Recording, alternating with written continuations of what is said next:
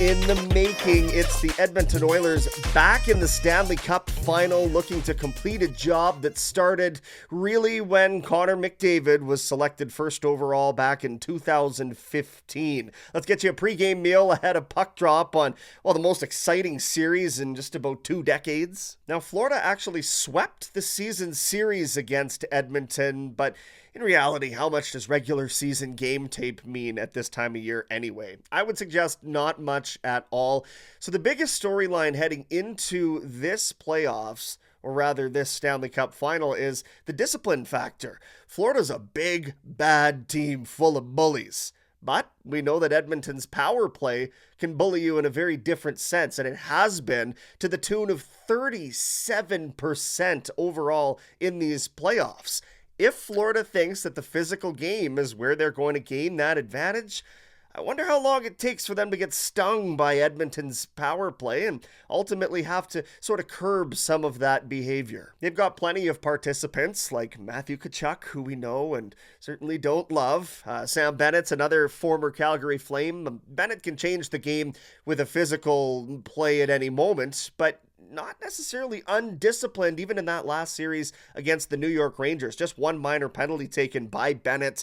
Lots of top tier coming out of the 2014 draft class, by the way, in this Stanley Cup Final. So there's lots to be looking at as the puck is set to drop. But before we move on from special teams, it's certainly worth noting every team that has advanced in these playoffs, every round that's been won has been won by the team that won special teams in that series. So for Edmonton walking in here with its not only man advantage acting in the way that it has, but a penalty kill, 93+%, that is absolutely unheard of. And it's something that Florida is going to have to contend with in terms of trying to generate momentum. The momentum from the penalty kill of Edmonton was going Edmonton's way. Now, there have been some lineup tweaks made ahead of this game one by head coach Chris Knobloch, and frankly, I think we should probably just trust him at this point because almost everything he has touched has worked. Warren Foegele coming back in after a couple game absence. He'll skate alongside Brian McLeod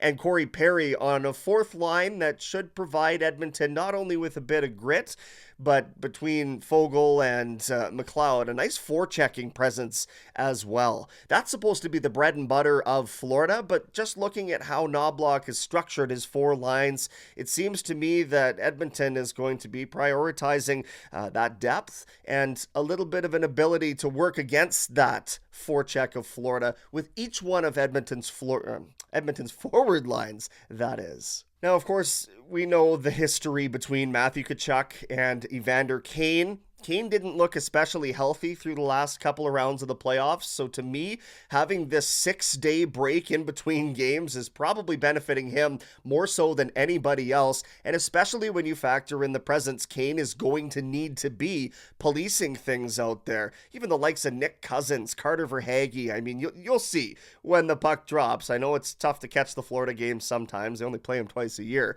but there's some nasty customers on the Cats, and you're going to need the likes of Evander Kane. Perhaps Vinny Desharnais draws back into the lineup at some point as well.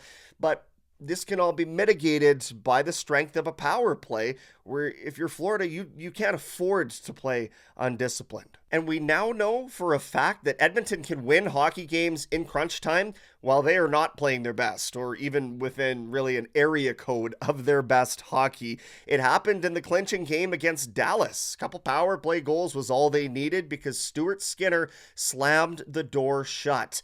I've talked a little bit in previous installments of this show about the growth that we've seen from Edmonton over the course of these playoffs alone.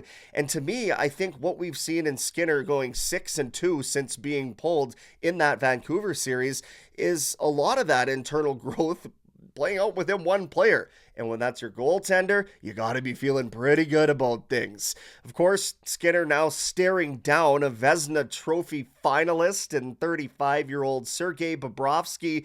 It's going to be a real tough test for Edmonton to try and find cracks in a goaltender that really went stride for stride in the Eastern Conference Final with Igor Shesterkin, another Russian sensation. So, Edmonton, hey, I always say this, get bodies in front of them. I know it's simple.